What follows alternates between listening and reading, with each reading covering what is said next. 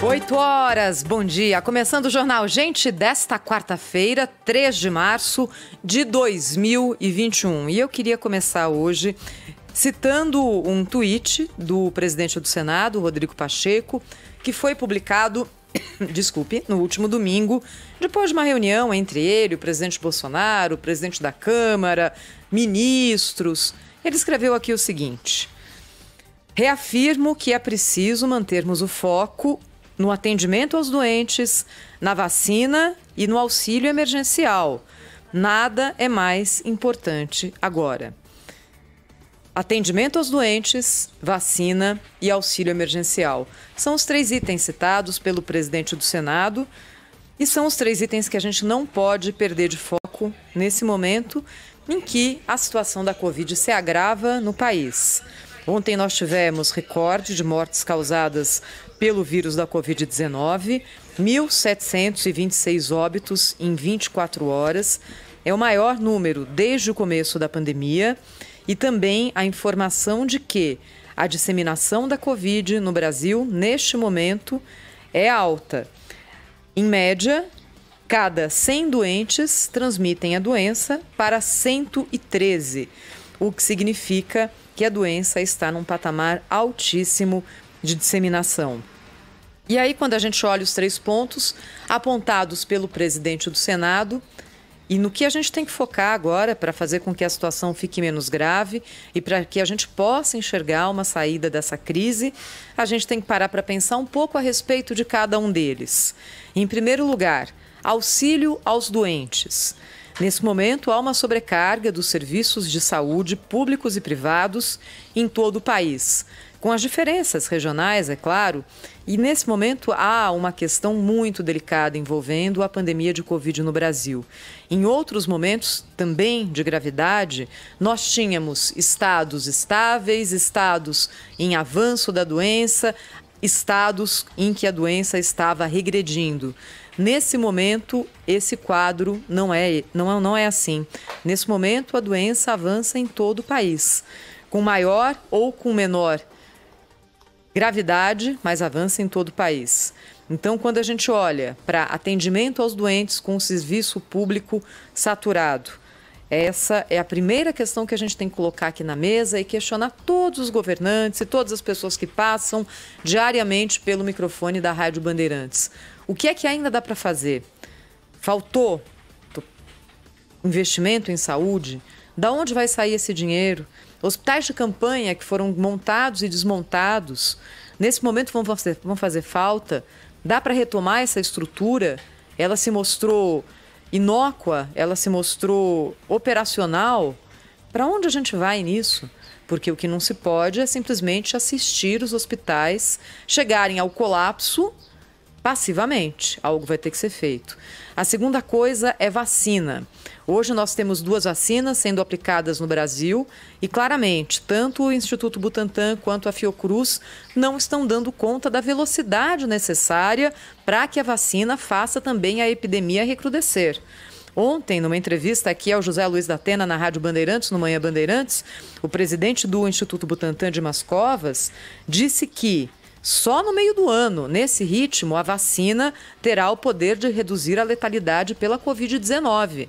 É claro, ela está protegendo a população mais vulnerável, mas efeito numérico, efeito estatístico forte, só no meio do ano. Hoje é dia 3 de março, tem chão até lá. Como a gente vai conseguir mais vacina?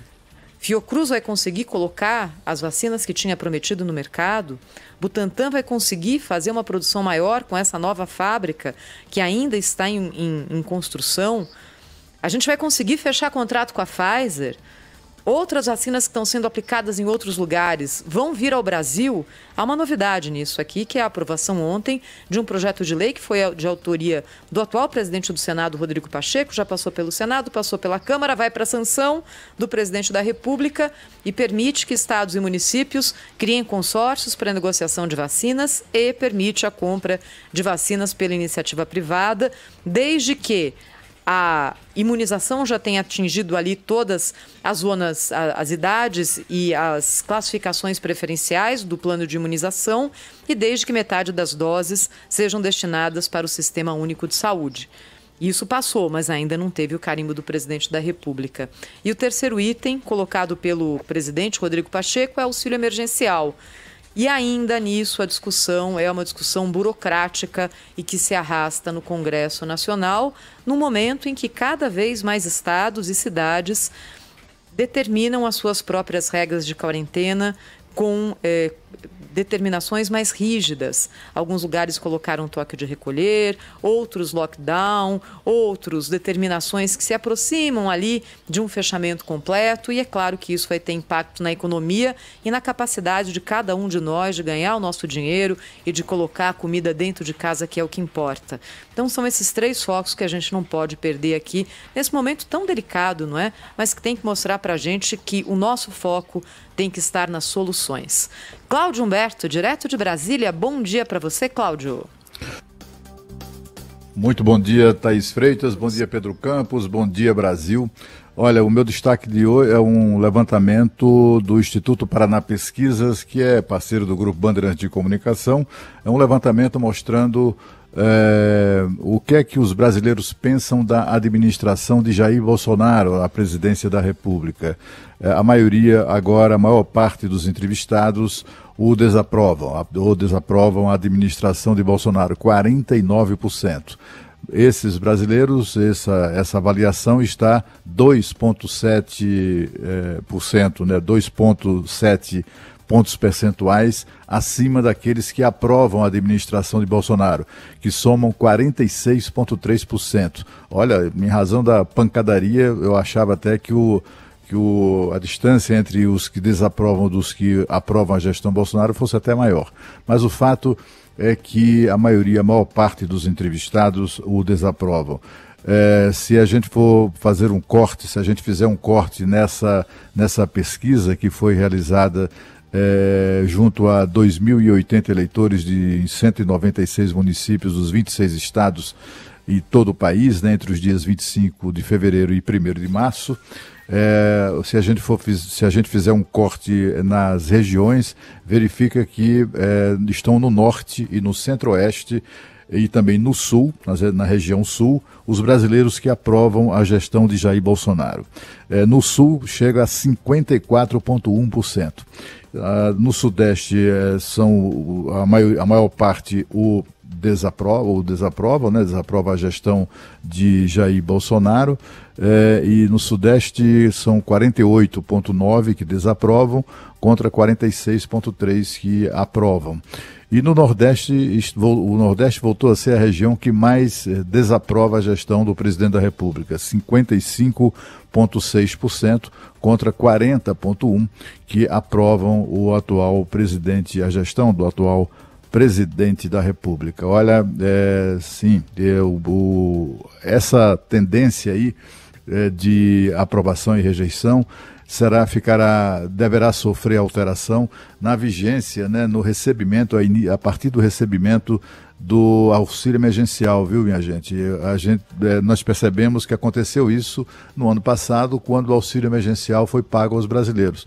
Houve um crescimento bastante significativo da aprovação do presidente da República durante aquele período, porque o auxílio emergencial, os beneficiados parecem atribuir à figura do presidente da República, e essa situação, portanto, deve ser retomada, ao menos em parte, quando o auxílio emergencial voltar a ser pago. Vamos aguardar para ver, mas o fato é que está aí, né? O país está dividido. A gente vê claramente essa divisão, né? 49% a 46,6%. É uma desaprovação maior do que a aprovação, mas sem dúvida nenhuma o Brasil está rachado em relação à avaliação do governo de Jair Bolsonaro, não é, Pedro? É verdade, Cláudio. Tem toda a razão e claro que eu coloco só mais um ingrediente aí nesse seu comentário, que é o valor do auxílio emergencial, que deve ser aprovado hoje, né, numa PEC relâmpago que vai, claro, trazer de volta um benefício para aqueles que mais precisam nesse momento de maior tensão por conta dos números da pandemia. Só que o valor vai mudar, né, Cláudio? De 600 para 250 reais. Precisamos ver se a popularidade vai crescer da mesma forma. É claro que, de alguma forma, a popularidade cresce quando vem um auxílio emergencial, vem um recurso destinado para esses mais vulneráveis. precisamos ver se ela vai crescer na mesma proporção do ano passado, porque foram mais recursos destinados aos mais carentes em outro momento da pandemia do coronavírus. Esse é um assunto importante. Eu gostaria até de entender do Murilo Hidalgo. A gente está tentando um contato com ele hoje aqui, Cláudio, para entrevistá-lo no ar, para saber, né, o impacto, o que o Murilo tem de explicações para esse número também para a gente, ele que é um especialista nesse tipo de levantamento, para mostrar se as bobagens que o presidente da República diz a respeito da pandemia, que muito prejudicam a tomada de algumas medidas, né, na minha avaliação, por governantes do Brasil afora, tem mais a ver com isso ou se realmente são os ataques que ele sofre diariamente na mídia, isso é inegável, também dos seus opositores que aproveitam de alguma forma o momento da pandemia para fazer política. Aqui em São Paulo, a grande dúvida que nós temos hoje, que vai ser decidida daqui a pouco, é sobre as escolas, Thaís. Se escolas vão permanecer abertas nesse modelo híbrido presencial ou se nós teremos a suspensão das atividades nas escolas em São Paulo. Algumas cidades já estão tomando medidas, como por exemplo a terceira maior cidade do estado, Campinas, que ontem decidiu fechar. Hoje, mais tarde, nós vamos falar com o prefeito de Campinas, aqui no Jornal da Bandeirantes, gente, entender os números, entender como é que está a situação por lá. Mas hoje, a partir de hoje, não tem aula em Campinas, não tem comércio aberto em Campinas, é fase vermelha. Apenas serviço essencial está funcionando nessa cidade, que é uma das maiores do país. E também o restante do estado tomando medidas, e hoje o centro de contingência se reúne às 10h30 da manhã para para bater o martelo, né, e tomar a decisão a respeito do que vai acontecer no restante do estado de São Paulo por conta desses números de ocupação em leitos, em UTIs, aqui no maior estado da federação. E pelo que eu consegui apurar, Cláudio, Thaís e ouvintes,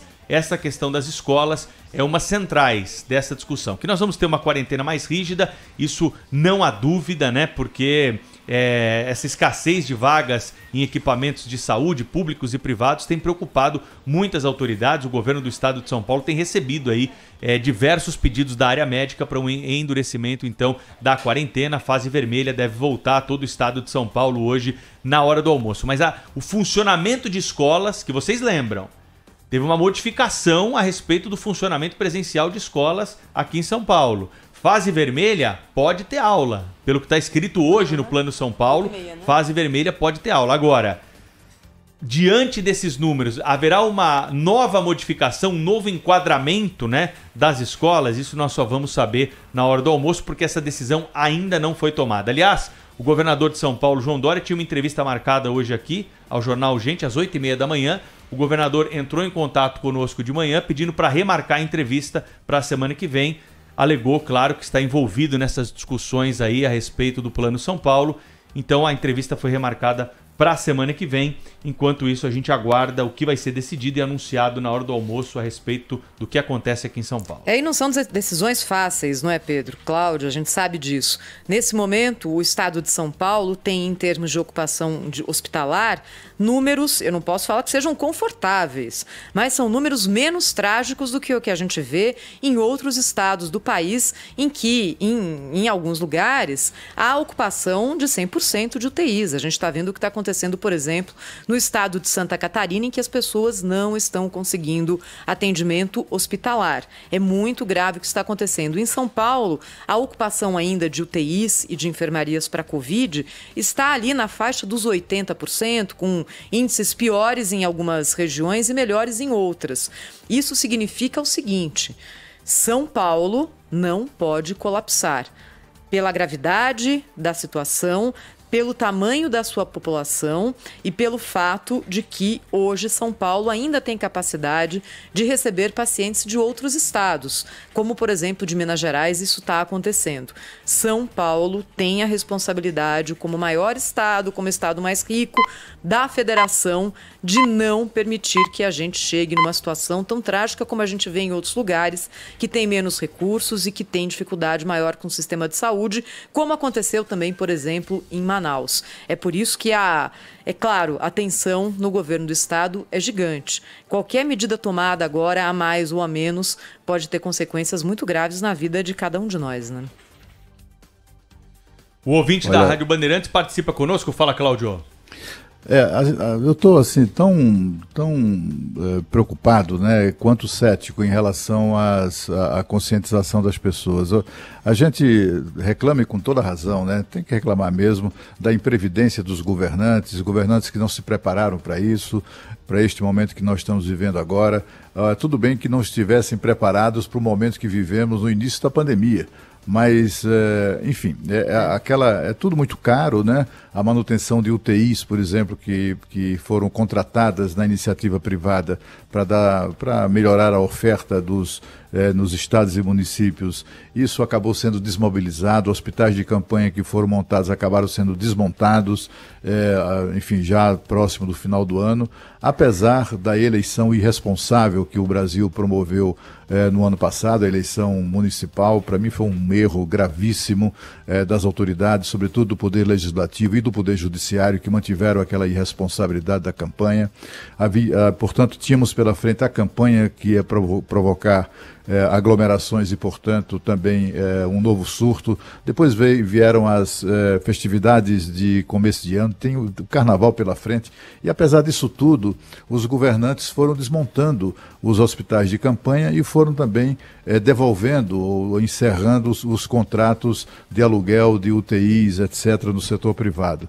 E isso deu no que deu, né? Houve unidades da federação que chegaram a dobrar a oferta de UTIs e agora estão com as calças na mão, né? Correndo atrás, tentando reativar ou retomar contratos que foram cancelados.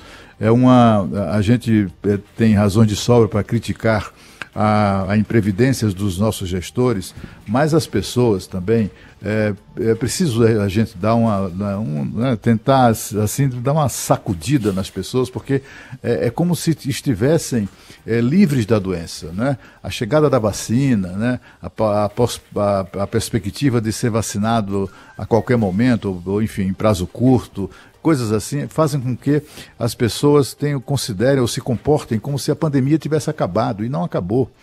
Eu conheço, assim, conheço mesmo, né? Não estou citando ouvi dizer, né? Uma pessoa muito simples que disse, olha, contando a história de uma jovem da família, né? Que mora na periferia aqui de Brasília, que apresentou sintomas, fez o teste, comprovou que estava com Covid e ainda assim foi para a balada.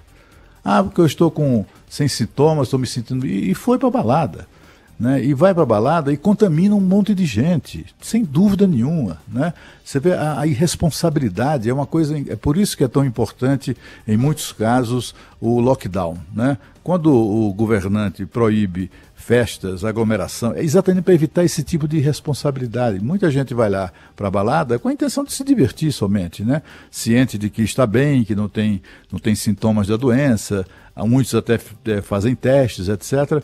Mas o comportamento irresponsável de um modo geral das autoridades, de muitas autoridades, acabou sendo transposto, percebido e adotado pela própria população.